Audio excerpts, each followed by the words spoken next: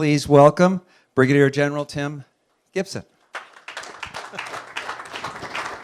Peter, thank you. Well, good morning, everybody. I will try to explain some of that. There was the photograph, by the way, with the pilot and the dog is a KC-135, and I flew that one too. So it was a fun aircraft. Well, I appreciate the opportunity to come and share with you all a little bit today. I'm hoping my remarks this morning might be an encouragement to some of you that maybe help you think through potentially choices that you need to make. And the way I want to do that is basically by demonstrating how many of those choices that I messed up all along the way, and if not for the grace of God, would not have had the career that I did have in the United States Air Force, nor would I be sitting here or standing here before you as the president of the King's College. I'm certain that in Scripture somewhere there must be a verse that says explicitly that God loves irony, because there's going to be several points in my story here that you'll understand that I really purposed myself toward a thing, and last thing I ever wanted was exactly what I ended up getting, and it turned out to be the best thing ever for the next step. So as you heard, I am a retired Air Force general, and so there's going to be a couple of challenges for us this morning. One is, by definition, that means I love the sound of my own voice, so it's wise that we have a time remaining countdown in front of us. And then the other is, what passes for a transition sentence in my world is usually something along the lines of, well, enough about me, now let's talk about my plane. And neither of those are really what you all are after. I can point to, like many of you, examples of worldly success, right? I'm a command pilot. I've got thousands of hours. I've got combat experience. I've been stationed in the Pentagon a couple of times, worked for the chairman of the Joint Chiefs of Staff, met several presidents. I've got photos of me in the Oval Office. That was an interesting career, and I'd love to tell you that is exactly how I always envisioned it. That's how my mom drew it up from the get-go. It's absolutely not true. It wouldn't be at all what we expected or planned for. The truth is a whole lot less impressive, and as I look back on my life and just the way things have come together, what I sense now, what I see now, is God nudging at different points and coaching at other points, and when none of that worked, just outright thumping me on the melon and saying, stop, go the other direction. And so the problem was entirely on my end, and it had nothing to do with God not making his intent clear, but rather my willingness to see it and then choose it. And when I worked that out, all those coincidences really started to unfold in pretty fun ways. So even going into the Air Force, frankly, was not a by design. I'm growing up. This is what I've always wanted to do. My dad was in the Air Force. He was enlisted, which meant we moved around a bit when I was growing up. I lived in Germany for 4 years. I graduated my high school in the Azores, but then it came time to head to college, and it was, okay, how are you going to pay for college? And I thought, well, I don't really have a plan for that. But my academics were good enough that I was able to apply to a couple of the service academies and got in. But it wasn't because I had this great design for my life and purpose, and it was a much more utilitarian choice. And even as I was going off to the Air Force Academy, I knew that the Air Force Academy is where a lot of people will graduate, and most of them go on to be pilots. And I thought, well, okay, if I'm going to do that, then my major is going to be aeronautical engineering, because that's what pilots study, right? And I showed up at the academy, and I took my first aeronautical engineering class and hated every minute of every lesson in the classroom, outside the classroom, and just thought, that's awful.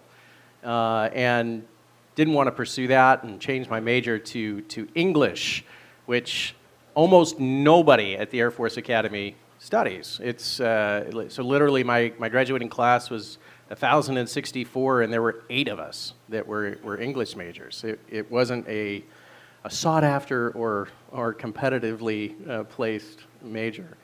But then I still thought, well, I got to do something as an Air Force officer. But you would want to say that, well, being a pilot, of course, that's aspirational, right? You really wanted to do that. And the answer is, no, not really. It wasn't that sexy. It was, every cadet at the Air Force Academy went through a program flying gliders. And I'm flying the glider one day, and I'm looking around, and I can still remember to this moment the turn that I was in, and I'm looking down over the point of the ground and I can remember going, well, if I got to be an officer and got to have a job, flying isn't terrible, so I guess I'll try to go to pilot training. So I did, went to pilot training, and the blessings that God did give me are things like I've got good hand-eye coordination. I can learn well, and I did really well in pilot training. I graduated near the top of the class. In fact, I was right at the top of the class. And the way the Air Force does it, the better you perform, the more choice you have over your future. That's how the advertisement goes. And so they ask you, as you're getting close to graduation from pilot training, what would you like to go on to fly? What aircraft? And they give you an opportunity to fill out a form. It's got 30 aircraft options on there, that you're 30 spots where you could choose. And I thought, okay, well, there's really only one airplane I don't want to fly. So I'm going to come up with 30 other airplanes, and I'm going to rack them and stack them top to bottom, and I'm not even going to put that aircraft on the list. It's going to be foolproof. And so you guys, I can see in the audience, just by looking at some of the grins, you know exactly what happened, which was the one aircraft I didn't want to fly, that I worked way too hard to avoid putting on the list at all, is exactly the aircraft I got. And I was not a happy camper. I was very frustrated with that, which is not a great way to start off your Air Force career. But the aircraft is the Cessna T-37 Tweet, okay? It's ugly, it's slow, it doesn't fly high, fast, or far, it doesn't drop bombs, it doesn't shoot bullets, it doesn't fire missiles, it doesn't do any of that. All it does is fly. It flies from point A to point B, and it's an absolute beast as a primary trainer, because you just can't break this airplane. You'd like to call it, in aviation, we call them touch and goes. In the T-37, we called them crash and dash, because the job of the student pilot is to try and kill themselves and their instructor. The job of the instructor is, therefore, don't let Stanley's student kill you or themselves. And so, yeah, the T-37, so I didn't want this. I didn't desire this. I worked pretty hard to avoid it. And as it turned out, it was a great job. Because I got to take student pilots who came in the door of the United States Air Force with bright, shiny aspirations, but they're pedestrians. They can cross the street. They don't know anything about flying, and they certainly don't know anything about flying the way the Air Force expects them to fly. And I got to shape all of that for 6 months before I kicked them down the hall to the T-38 guys who had the fancy airplane. It was new airplane. It was a fast airplane. I got to fly high and all those kinds of things. I found that to be a tremendously significant experience to be the primary instructor pilot for student pilots. And as disappointed as I was with the opportunity to be a T-37 instructor, the blessing was I got married around that same time frame, And because the T-37 doesn't do anything other than fly, we never get deployed downrange. And so I was home a lot, which was a really stabilizing opportunity for my wife and I, which turned out to be pretty important. However, during that same time frame, Desert Storm happened.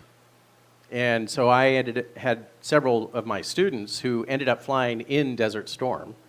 And I was still doing the same silly job. It felt insignificant to me at that time. And I can actually remember, this is the long view that I had. It tells you how insightful I actually am.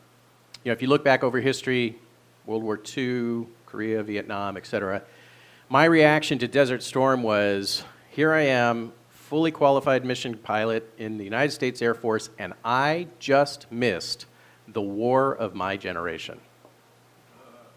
Yeah, ha, exactly. That's exactly the right answer. How short-sighted was that? And so I went into my boss, and I had distinguished myself as an instructor pilot. I was good in the jet, but there were a lot of guys and gals who were good in the jet. That English major thing actually distinguished me, because when the squadron commander needed help in the front office writing and speaking and crossing T's and dotting I's, they were looking for somebody who could do all that. And so I had some opportunities that a lot of my peers didn't as a direct result of being the slacker English major previously at the Air Force Academy. So that was kind of a fun thing to look back on. But I was pretty disillusioned because of the Desert Storm thing, and I went into my boss and I said, I don't care what the next assignment is. I don't care what aircraft it is. I don't care where it is. I just want out of this. I want to get away from the T-37 and get operational. And so my boss wasn't terribly sympathetic to that, but soon thereafter I ended up transitioning to the C-5 Galaxy. So the C-5 is a large cargo aircraft. So think about a Greyhound bus. We carry 6 of those simultaneously. This is a big airplane. A little bit bigger than a 747, and that was a fun job. I got to fly literally all over the world, a lot to the Middle East, as you might imagine. But this is the 92, 93 time frame, and I'm still not loving the United States Air Force, right? And the tasks that I had at that time, I was flying a 4-engine jumbo jet, essentially, all around the world, and the airlines were calling. It was a sweet place to land, as it were, and there was opportunity there. And as it turned out, the United States Air Force had too many pilots at that time, which is not the case today. They wish they had that problem. So they opened up a program that said, hey, even if you've got an active duty service commitment, because when you take certain training, you pay it back by continuing to serve your time. They said, we'll actually let you out of that commitment, and you can go off and do whatever you want, because we got too many of you guys. So my wife and I talked about it and prayed about it, and we said, you know what, let's do that. So I filled out all the application, went into the personnel office the next morning and dropped it off, and they said, oh, sir, that program just closed last night at 4:30. And I thought, I'm very confused, because the part of the story that I haven't shared with you was, we're in Northern California, and we are plugged in tight to a great church, a church that is just helping us in our marriage. It's helping us personally and all these things. And the pastor and I had talked about, okay, so maybe you go to the airlines, but you don't. That's not a full-time gig, frankly. Airline pilots end up working 10 or 12 days a month, and you get a lot of time off, and maybe you pursue that seminary degree that we talked about. And there's this great school called Dallas Theological Seminary, and you could. And I thought, well, there you go, God. That's what I'm going to do. I'm going to get out of the Air Force. I'm going to go to the airlines. I'm going to go to seminary. This is going to be great. I'm going to serve you. And then I walk in and drop the paperwork, and they say, yeah, just missed it.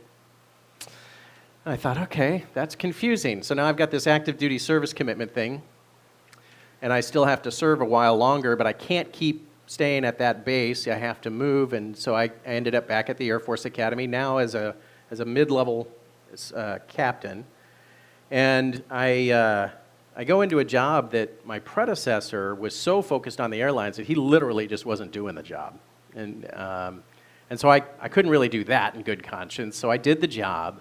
And by comparison to him, I actually looked pretty bright and shiny. And so that opened up some opportunities for advancement and special projects, and did some work with the Secretary of Defense's office, and all the time I'm going, well, I'm just marking time until I can get out, until this active duty service commitment thing is up, and then I'm going to seminary, and this is the plan, God, right? And that culminated when we had a transition of the 3-star general that commanded that installation. And at that level, they all have an aide de camp. And the aide de camp position, everybody knows that's a kingmaker job. If you're going to go on and be somebody someday, at some point, you're going to be an aide. Because you get a lot of time with very senior officers. You see how the inner workings of the United States Air Force actually unfold, and that's an encouraging thing. And so they had 26 applications for the job, and my name wasn't on that list because I didn't want that job. And I wasn't telling everybody I want to get out and I want to go to the airlines and I want to go to seminary, because there was a stigma in the Air Force at that time that if you weren't willing to stay and serve for a full 20-year career, that somehow you were disloyal, and I didn't want to deal with that stigma, so I wasn't particularly bold or courageous about sharing my aspirations. And my boss came to me one day and said, hey, they've got this job opening, and you should apply for that. And I thought, okay, this is the moment. I got to say, all right, boss, I'm sorry, I don't want the job. I really want to go do these other things. And he said, come sit down, let's talk. And mentored me a bit, which is kind of a theme in my career, about opportunity and not closing the door on possibilities and things along these lines. And he got me to the point where he had me agree that if I was selected to go interview for the job, because you were going to have to travel to do that I wouldn't deliberately mess up the interview. Like, I know you don't want the job, but just don't throw the interview. Can you give me that assurance? And I'm thinking, here's my wisdom again. I'm thinking, sure, I can do that. They've got 26 guys who really want the job. They're only going to take 4 of them to travel, and my name's not even on the list. I'm not going to be one of those 4. I was one of the 4. Travel, do the interview. It went awful. I thought it was a terrible interview. I walked out. There's a waiting room with the other 3 officers, and I said, I don't know which of the 3 of you is getting that job, but it ain't going to be me. But it was. I got the job, and I'm like, oh, God, this is not the plan. Okay, but it's okay, because I've got 6 weeks. I can serve in the job before I actually have to make a decision about staying in the Air Force for another 8 years, right? So it's kind of all right, I can try it on, and if it doesn't fit, I don't have to take it. So in that window of time, I'm doing my Bible reading, and I'm thinking about what I see. And if you guys don't mind, I'm just going to read this passage to you, because this was significant. This is from Matthew chapter 8. And it says, when Jesus came to Capernaum, a centurion came forward to him, appealing, Lord, my servant is lying paralyzed at home, suffering terribly. And he said to him, I'll come and heal him. But the centurion replied, Lord, I am not worthy to have you come under my roof, but only say the word, and my servant will be healed. For I, too, am a man under authority, with soldiers under me, and I say to one, go, and he goes, and to another, come, and he comes, and to my servant, do this, and he does it. And when Jesus heard this, he marveled and said to those who followed him, truly I say to you, with no one in Israel have I found such faith. And as you guys know, then the centurion, and to the centurion Jesus said, go, let it be done for you as you've believed. And the servant was healed at that very moment.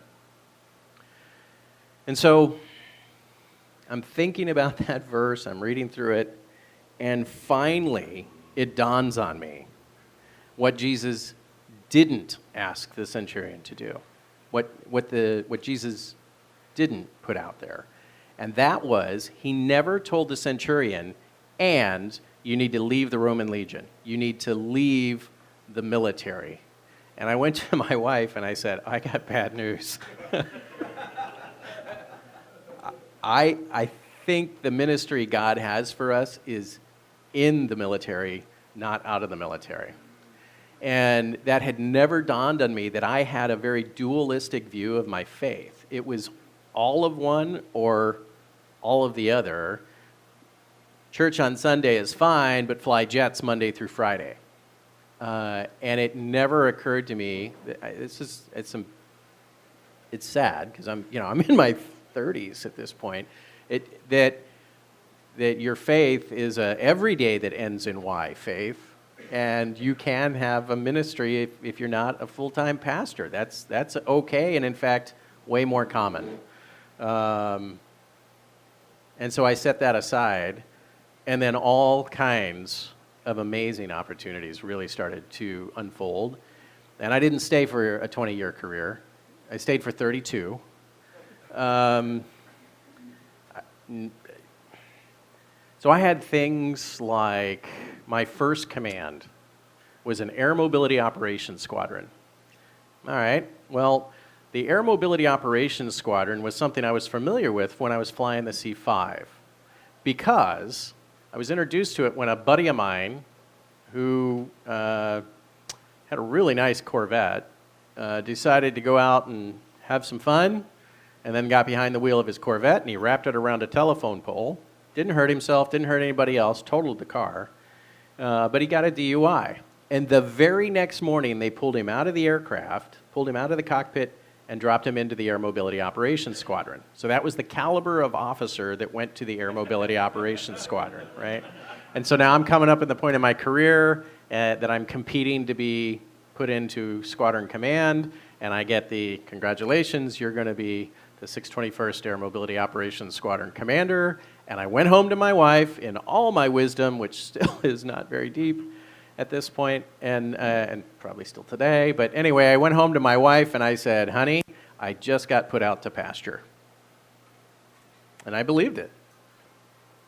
And then I showed up, and the commander that I worked for, the group commander, said, hey, here's the deal. We're completely remaking the Air Mobility Operations Squadrons. We're getting rid of the type of officer that you've seen in the past. We're putting in a whole new group of talent because we have a whole new mission set for them, and we need people who can figure out that new mission set, and you're one of two in the United States Air Force, so go figure it out. Okay, that's not what I expected. So we did that for a while, and then it's time to compete for the next group, or for the next command, and I'm a pilot, so I want to go command a group of squadrons, of flying squadrons, right? And that's not what I got. I got a mission support command, and the mission support job was weeds and seeds all around the bay. Like, make sure it snows, somebody's got to get out there and clear the runway off. That's the mission support group commander's job. Making sure that the lights come on and engineering and all the support activities that it takes to make air power actually happen.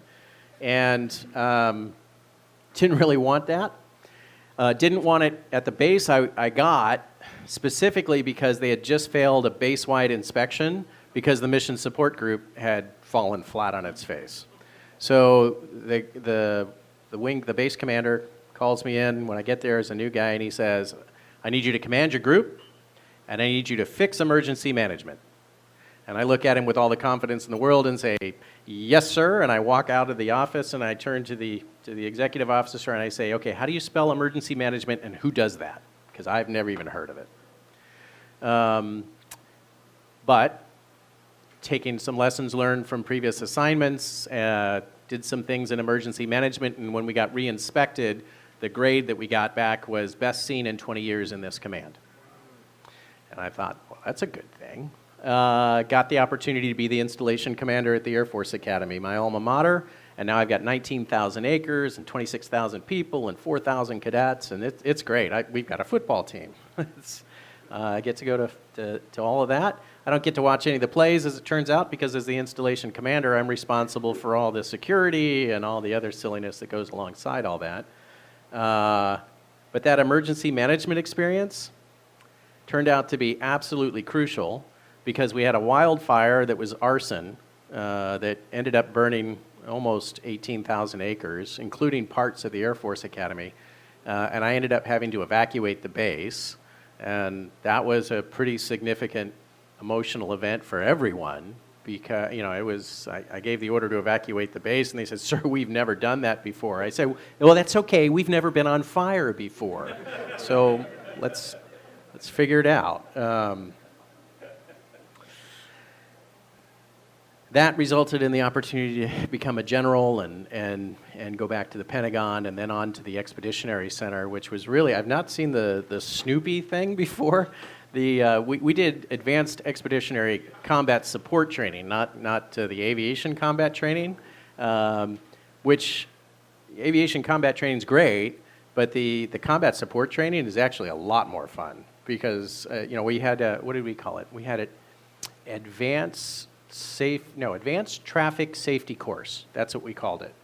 The real world is, what you're actually doing is driving a souped-up Durango while you're actually learning to shoot and drive at the same time. It's really fun. So it was an amazing career. But because my wife and I had gone through these the study, and we had really grown in our ability to be discerning about what we thought God was calling us to do every step of the way, because we had so many opportunities to look and say, okay, we want to do this. Looks like God's trying to do this. How could we have figured that out earlier? And we did that again and again and again. Now we're coming toward the end of our Air Force career.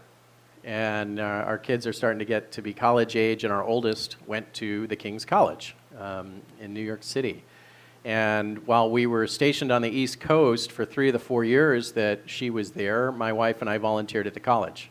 And we got to know the school a little bit, and we got to know the city a little bit. And then eventually, my predecessor reached out to me and said, "Hey, the college has grown quite a bit, and I travel a lot, and I could use some help just running internal operations at the college, and you've run a lot of organizations. What are you thinking about doing after the Air Force?" And I thought, well, not higher education, and I'm not qualified to be in a Christian college, even if it was higher education, and I certainly would never go to New York City.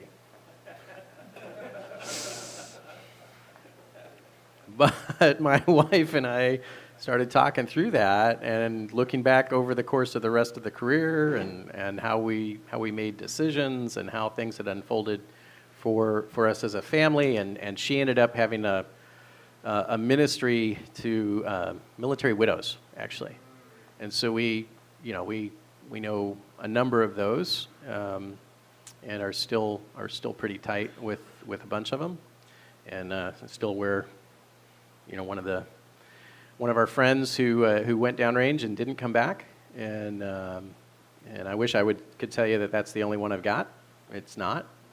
But we were better able to now be discerning about what is God calling us to do, and if where God calls us, He's going to equip us. And I wasn't that intimidated running at the administrative side of a college. That I thought I could do.